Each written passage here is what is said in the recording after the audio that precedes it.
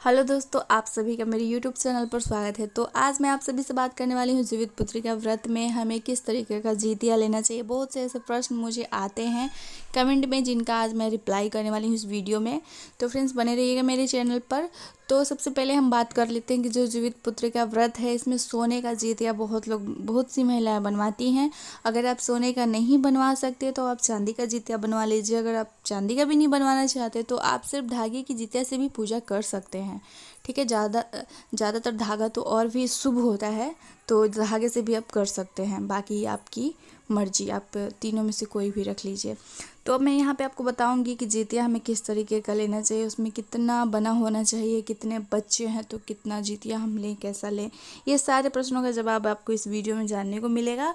तो बने रहिएगा मेरे चैनल पर। इससे पहले भी मैंने ये वीडियो में बताया है कि जितिया हमें किस तरीके का लेना चाहिए, पर फिर से मुझे प्रश्न आया तो मैं आप सभी को बताना चाहूँगी। तो सबसे पहला प्रश्न मुझे यह था कि क्या हम काले रंग का वस्त्र जीवित पुत्री के व्रत में पहन सकते हैं।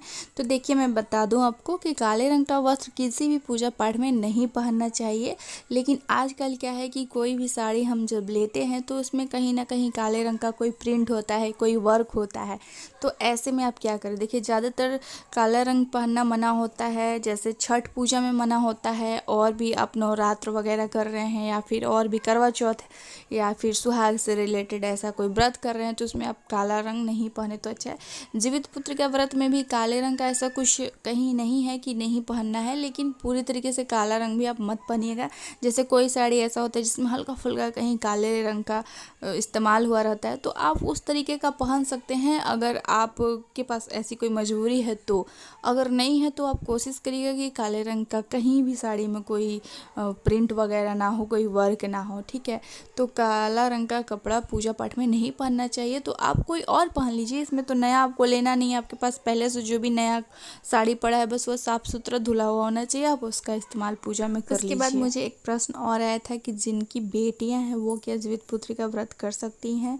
जैसे कहीं कहीं पर होता है ऐसा है कि जिनकी बेटियां हैं वो लोग जीवित पुत्री का व्रत नहीं उठाती हैं, जब बेटा होता है तभी जीवित पुत्री का व्रत उठाती हैं। कहीं कहीं पे ऐसा होता है, बेटे के लिए लोग बहुत ही धूमधाम से जीवित पुत्री का व्रत डाला वगैरह भर के, और जैसे छठ पूजा में अर्घ दिया जाता है उस तरीके से करती हैं महिलाएं। तो ये कहीं कहीं पे होता है, सभी जगह नहीं होता है। तो ऐसा कुछ ज़रूरी नहीं है कि आपका बेटा हो तभी आप जीवित पुत्री का व्रत करें। आपकी अगर बेटियां हैं तो आप बेटियों के लिए भी कर सकते हैं, क्योंकि संतान संतान होते हैं, चाहे वो बेटा हो या बेटी। और ये जो जीवित पुत्री का व्रत है, ये इसमें ये नहीं लिखा गया है कि बेटे के लिए करना है और बेटी के लिए नहीं करना है। इसमें बस ये है कि अपने पुत्र की मंगल कामना के लिए, उसके दीर्घायु के लिए ये जो व्रत है माएँ करती हैं। ठीक है, अपने बच्चों के लिए, तो बच्चे बेटा बेटी दोनों।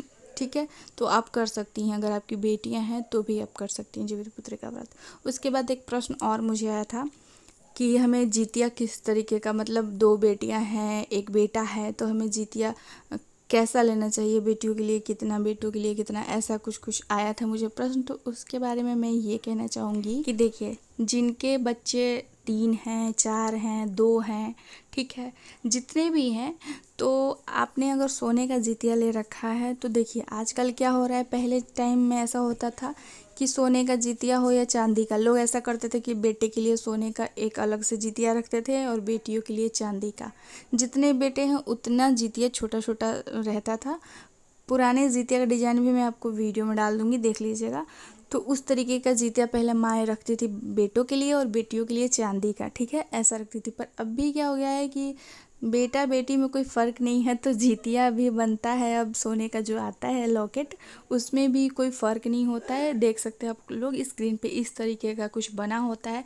जैसे यहाँ पे आप स्क्रीन पे देख रहे हैं, इस जितिया में 4 बना हुआ है, जिनके 4 बच्चे हैं, बेटा बेटी सब मिला के, तो वो इस तरीके से 4 बना हुआ जितिया। जैसे यहाँ पे आप देख सकते हैं, इसमें देखिए 2 बना हुआ है, तो जिनके 2 बच्चे हैं, चाहे वो 2 बेटियां हों, चाहे वो 2 बेटे हों, चाहे 1 बेटी 1 बेटा हो, तो इस तरीके का जितिया आपको 2 बना हुआ लेना चाहिए। मतलब जितने संतान हैं उतना आप इस तरीके का, जो बीच में आप देख रहे हैं ना डिजाइन, एक ऐसे बना हुआ है जौ के शेप में, तो इस तरीके का बना हुआ आपको जितिया लेना है जितने आपके बच्चे हैं। ये मायने नहीं रखता कि कितनी बेटियां हैं कितने बेटे हैं। और एक प्रश्न आया था कि क्या हर एक साल गोल्ड वाला जितिया बनवाया जाता है, तो जी नहीं, हर एक साल गोल्ड वाला जितिया बनवाने की ज़रूरत नहीं है। अगर आपने एक बार बनवा ली है तो, और इसको बस आपको क्या करना रहता है, हर साल आपको इसको सिर्फ इसका जो धागा है उसको चेंज करवाया जाता है। मोती भी आपका मन है तो जैसे दूसरा डिजाइन पसंद आ गया मोती का, तो मोती भी आप चेंज करवा सकते हैं, वरना मोती भी चेंज करवाने की ज़रूरत नहीं है। अगर आपकी इच्छा है मोती के बिना धागे में ही सिर्फ जितिया सोने का गुथवाने का, तो सिर्फ आप धागे। एक और प्रश्न आया था मुझे कि एक बेटी और 2 बेटा है तो कितना जितिया लेना चाहिए। तो देखिए, आपकी कुल मिला के 3 बच्चे हो गए, तो आप 3 डिज़ाइन जो जितिया का बना होता है उस वैसा लॉकेट लीजिए जिसमें 3 बच्चों के लिए बना रहता है। ठीक है, ज़रूरी नहीं है आपको कि सबके लिए आप अलग अलग से लीजिएगा। हाँ, धागा सबके लिए जितिया के टाइम पे आता है, जितिया वाला धागा जो बच्चों के लिए भी मार्केट में मिलता है, तो आप वो धागा ज़रूर 3 ले लीजिए। और जो आप अपने लिए धागा लेते हैं जितिया का लाल रंग का, वो आप बारी बारी से अपने तीनों बच्चों को पहना दीजिए। अगर आपके पास सोने का ही जितिया है तो सोने का ही जितिया आप बारी बारी से अपने सभी बच्चों के गले में कुछ कुछ देर के लिए डाल दीजिए और वापस फिर अपने में डाल दीजिए। तो ज़रूरी नहीं है कि 3 बच्चे हैं तो 3 जितिया लेना है, नहीं, एक ही जितिया होता है, एक ही में 3 बना होता है तीनों बच्चों के लिए।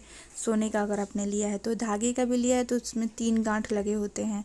ठीक है, 3 बच्चों के लिए, और 4 बच्चों के लिए 4, 2 बच्चों के लिए 2, 1 है तो 1, इस तरीके से होता है। तो आपको ज़रूरी नहीं है कि जितने बच्चे हों उतना अलग अलग जितिया। पहले टाइम पे ऐसा होता था, पर अब एक ही लॉकेट में आ जाता है उस तरीके का। उसके बाद एक और प्रश्न मुझे आया था कि जितने पुत्र हैं उतना जितिया। तो नहीं, इसका जवाब मैंने अभी दिया ना, नहीं, 1 है या 4 है या 5 है या 7 है, आपको एक ही धागा रखना है, उसमें उतने गांठ लगा के रखने हैं, एक ही जितिया का लॉकेट रखना है, उसमें उतने बच्चों का बना होता है। और एक प्रश्न था कि क्या हम बिना जितिया व्रत किए जितिया का लॉकेट पहन सकते हैं। तो जी हाँ, आप पहन सकते हैं। अगर आप किसी कारणवश जितिया व्रत नहीं कर रही हैं तो आप अपना जितिया किसी और से पूजवा लीजिए, मतलब उसकी पूजा करवा लीजिए, और आप जितिया का लॉकेट पूजा के अगले दिन, पारण के दिन, या फिर उसी दिन अगर आपके यहाँ शाम में हो जाता है तो आप उसको अपने बच्चे के गले में और अपने गले में आप डाल सकते हैं। उसके बाद एक और प्रश्न मुझे आया था कि सर्जिकल जिसका हुआ है उसको डकार आने के बाद जो ये व्रत है उसका टूट जाता है, उसको ये व्रत नहीं करना चाहिए, ऐसा कुछ मैंने कमेंट में पढ़ा है। मुझे एक्चुअली आपका कमेंट जिन्होंने भी किया है उनका कमेंट मुझे पूरी तरीके से समझ में नहीं आया, पर मुझे जितना समझ आया मैं रिप्लाई कर रही हूँ। देखिए, ऐसा कहीं नहीं होता है कि डकार आने के बाद व्रत टूट जाता है फिर हमें कभी व्रत नहीं करना है, ऐसी कोई बात नहीं है। तो आप भी व्रत कर सकते हैं।